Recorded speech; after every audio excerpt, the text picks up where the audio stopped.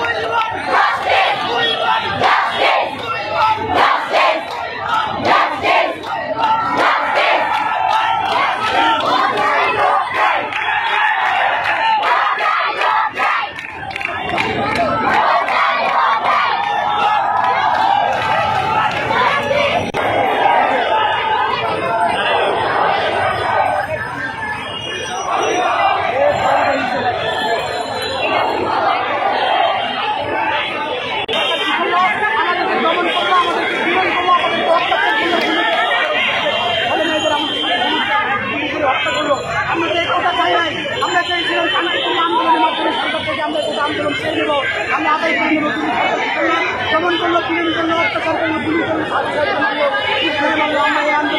আমরা চাই না। আমরা আমাদের ভাইকে রক্ত ধরেছে, এর বিচার চাই, শান্তিপূর্ণ তার সঙ্গে আন্দোলন বিচার হবে সামনে লক্ষ্য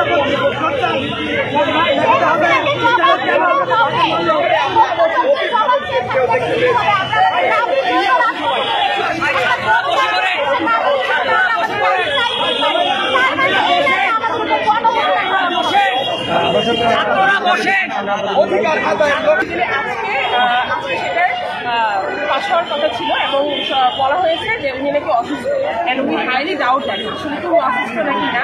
সো বেসিক্যালি আমরা ততদিন পর্যন্ত মাঠে থাকবো, আমরা ততদিন পর্যন্ত এখানে থাকবো যতক্ষণ আমাদের জাস্টিস হয়। এই কোটার আন্দোলন এখনো কোটার নাই। আমরা যদি এই আলোচনাটাই আমরা শুরু থেকে চাচ্ছিলাম, আমরা চাচ্ছিলাম তারা আমাদের সাথে বসুক, তারা আমাদের সাথে কথা বলুক, কিন্তু তারা বলে নাই। তারা একের পর এক কথা বলে গিয়েছে, মানে মুখের উপর জবাব দিয়ে গিয়েছে। এখন এত খুনের পর, এত রক্তের পর আসলে কেবল কোটা নিয়ে যদি হয় ইজ নট জাস্টিফাইড। কিন্তু কি চাচ্ছেন আপনারা এখন কি চাচ্ছেন আচ্ছা, সরকার থেকে?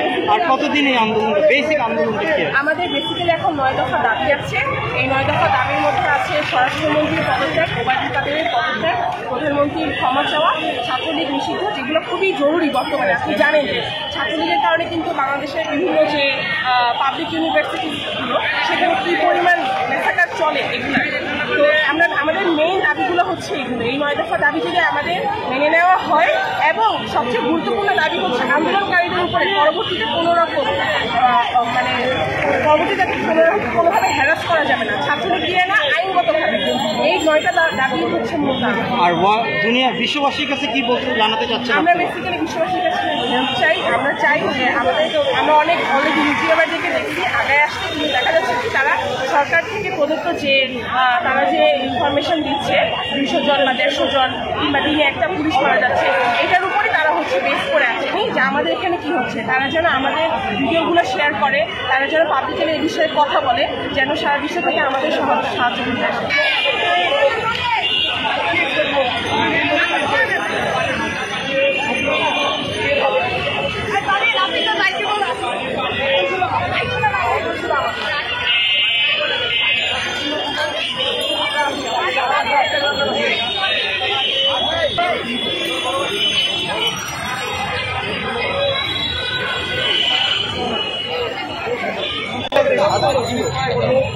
প্রত্যেক 10 মিনিট পর 2 জন লাশ নিয়ে দিতে পারবে আমার চোখের সামনে বলো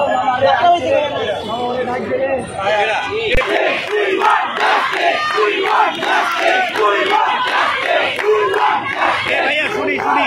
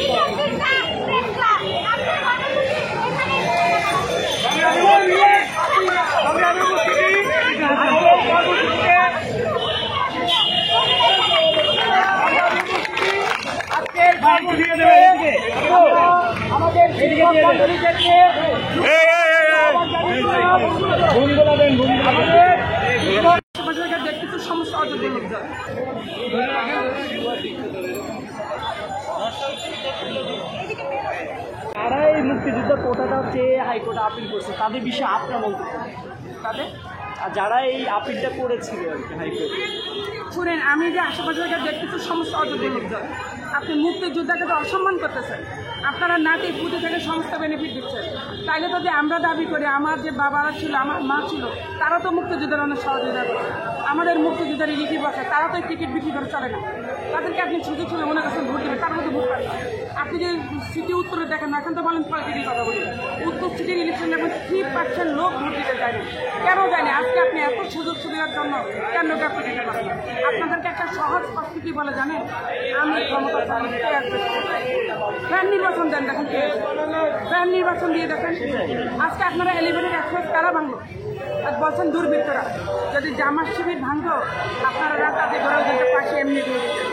দুর্বৃত্তিকে ভাঙলে আপনারা বাদ মালিককে ধনী করার জন্য আজকে ন্যাচুরাল ভেঙে দিলেন, এলিভেটেড অ্যাক্সেসের কাউন্টার ভেঙে দিলেন, দিয়ে বলেন দুর্বৃত্ত। আপনি প্রত্যেক জায়গায় বিলিবিদন নন। যখন দেখবেন যে তাদের লোক কোনো কিছু ক্ষতি করছে, তখনই দেখবেন যে এগুলো হলো দুর্বৃত্ত। আর যদি একটু লেস পায় বিএনপি, জামাত, শিবির, অটোমেটিক্যালি তারা তখনই তাকে ধরে দেবে। আর আরেকটা কথা আপনাকে বলি, আমি যেহেতু পর্দা করেছিলাম আমাকে তারা জামাত শিবির তারাই দিয়েছে। আমি নাকি জামাত শিবির। এই দেশে যখন মানুষ মুসলিম হয়, খাঁটি আন্দোলন করে, পর্দার সাথে চলে, কোরআন চর্চা করে, তারা জঙ্গি হয়ে যায়। তারা আর ইয়ে থাকতে পারে না, মানুষ থাকতে পারে না। এই যে এত শিক্ষার্থী মারা গেল, এটা কি কীভাবে? অবশ্যই অন্যভাবে মারা গেছে। আপনি কি বলেন? এত ছোটো মাসুম বাচ্চাগুলো মারা গেল। আপনি এখন চৌধুরী ট্রেনের হিসাব দেন, হাজার হাজার বাচ্চাদের হিসাব কে দেবে? আপনি কি টাকা দিয়ে সব কিনে দেন? তাহলে আপনার সন্তানকে রাস্তা ফেলে দেন, মেরে ফেলেন, 7 লাখ টাকা দিয়ে বলে। আমি সাইন চৌধুরীর মধ্যে 7 লাখ টাকা আপনার কাছে মারে রক্ষা করেন। আপনার টাকা নিয়ে ঘুরেন, অবৈধভাবে ইনকাম করে চালায় দিয়ে টাকা দিয়ে মানুষ আনতে পারেন। টাকা দিয়ে আপনি এলিভেটেড রাস্তায় টাকা দিয়ে ঠিক করতে পারবেন, মেট্রো রেল টাকা দিয়ে আপনি ঠিক করতে পারবেন। আপনি কি মায়ের বুকে শান্তি দিতে পারবেন? যে মা তার বাচ্চাকে হারাচ্ছে, যে তার বাচ্চাকে হারাচ্ছে। একটা মা বুঝে বাচ্চার কত দুঃখ করছে, বাবাও বুঝে, বাবাকেও ফেলে দেওয়ার মতো না। আজকে আপনি 10 জন 12 জন 20 জনের বিচার করলেন, তত আপনি টাকা নিয়ে শান্তি পাবেন। এই বাংলার জনগণ যাদেরকে আপনি মারছেন ফাঁসি দিয়ে, তারাও টাকা নিয়ে রেডি ছিল যে আমরা মরবো না। কই সেটা তো করলেন। আজকে বিচার করেন। এটা আপনি কী বলবেন? বললে আপনাকে জঙ্গি বানিয়ে দিবে, বললে আপনাকে রাজনৈতিক ইস্যু বানিয়ে দিবে। আমি আপনাকে কসম করে বলতে পারবো, ইউলাপ্ট আন্দোলন আমি রাজনৈতিক আন্দোলন দেখি, আমি দেখি ছাত্র আন্দোলন। আপনি যদি ব্যাকে যান তাহলে দেখেন এই ছাত্র কারা। আপনি রাজাকার বলে দিলেন, ওরা তো স্লোগান দিচ্ছে রাজাকারের ছেলে পেলে তারা, বাটপারদের ছেলে পেলে না। পত্রিকা আসছে, প্রথম আলো পত্রিকা 55,000 ভুয়া মুক্তিযোদ্ধা। মুক্তিযোদ্ধাকে আমি সম্মান করবো না কেন? তাদের স্বাধীনতা। আপনাদেরকে বা সম্মান করবো না কেন? আপনারা তো 16 বছর কেন, 50 বছর থাকলে এই মুক্তিযোদ্ধার লিস্ট কখনো তৈরি হবে না, করবে না। এই দেশের সুস্থ বিচার হচ্ছে না। আমরা কিন্তু ওকালাতে, আমি 93 থেকে ওকালাতে, 92 আগে আমরা বিচার ব্যবস্থা দেখছি। এত হারামিপনা কোটা কোনো কোর্টে যে আপনি কোনো বিচার পাবেন না। আপনি শুধু মাসুম বাচ্চাকে কী করে রিমান্ডে দেন? রিমান্ডের অর্থ যেই তথ্য গোপন রয়েছে, যেই তথ্য আবিষ্কৃত হয় নাই, সেই তথ্যের উপর রিমান্ডে নেবেন। আর থেকে শুরু হচ্ছে এটা আন্দোলন, এটা ছাত্র আন্দোলন। আপনি কেন তাদেরকে রিমান্ডে নেবেন? রিমান্ডে নিয়ে আপনারা একটাকে মানুষ নাই, ওই চেয়ারকে একটা লোকও বসে না।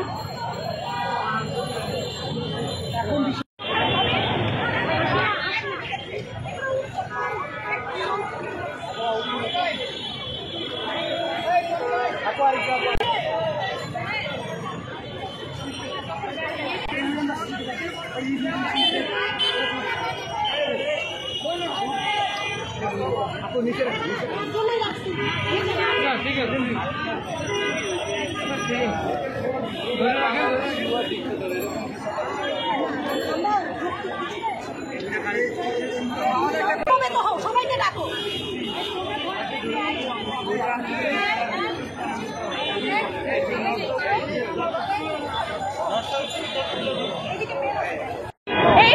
তারা অস্ত্র নিয়ে এসে আমাদের, তাদের হাতের মধ্যে কোনো ইট পাটকন কিছুই ছিল না।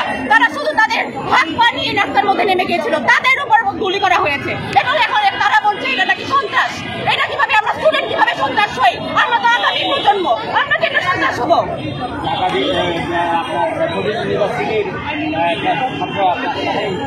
গতকালকে 5 দিন পর্যন্ত পাওয়া যাচ্ছিল না। গতকালকে এরকম তো ড্যাফোডিল না, এবং সারা বাংলাদেশের শত শত স্টুডেন্ট, শত শত মানুষ এখন নিরীহ মানুষ থেকে তারা উঠিয়ে নিয়ে যাচ্ছে। কিসের দায়ে তারা বলছে তারা আমাদেরকে রক্ষা করছে? কিসের থেকে রক্ষা করছে? আমরা তোদের কাছ থেকে রক্ষা চাই।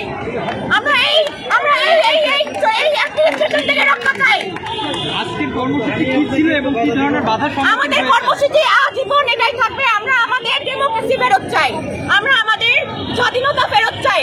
আমরা যেন স্বাধীন বাংলায় আমরা ভোট দিয়ে নিজেদের গভর্নমেন্ট ইলেক্ট করতে পারি। এই স্বাধীনতা আমরা ফেরত চাই এবং এই সংগ্রাম সারা জীবন থাকবে যতদিন পর্যন্ত সুষ্ঠু নির্বাচন না হবে। আছে কিনা এখান থেকে কোনো এখানে 5 জন প্রতিদিন প্রতি এলাকায় প্রতি ঘন্টায় 5 থেকে 10 জন করে টোটাল গতকালকে আমি নিউজে দেখেছিলাম 900 অ্যারেস্ট হয়েছে। এটা কোন দেশের এটা কোন দেশের সিস্টেম আমাকে বলে। আজকে কোনো গ্রেফতার হয়েছে কি আপনাদের? দেশের মানুষের বিরুদ্ধে লাগছে। আমরা বৈদেশিক মানুষ না, রাস্তাঘাটে লাগছে মনে হয় আমরা মনে হয় কোনো বৈদেশিক কোনো ইয়ের আক্রমণের জন্য ওয়েট করতেছি। রাস্তায় ট্যাগ, রাস্তায় বুলেট। বড় এত কিছু হচ্ছে তার কোনো জবাব নেই। আমরা স্টুডেন্ট, আমাদের উপরে বুলেট। আমরা এই দেশের মানুষ, এই দেশ আমার। আজকে আমাদের এই কর্মসূচি শুরু হওয়ার তৎকালে আমাদের এখান থেকে প্রায় 8 থেকে 10 জনের মতো আমাদের যে শিক্ষার্থী সহপাঠী আছে, সহযোদ্ধা আছে, তাদেরকে আটক করা হয়েছে। তারা আমরা কোন জায়গা থেকে? এই যে এইখান থেকে আপনার এই হাইকোর্টের গেট থেকে সাংবাদিকদের উপস্থিতিতে আইন শৃঙ্খলা বাহিনী এবং সিভিল ড্রেসে প্রশাসনের লোকেরা আটক করছে। আর কি কি জানতে চান?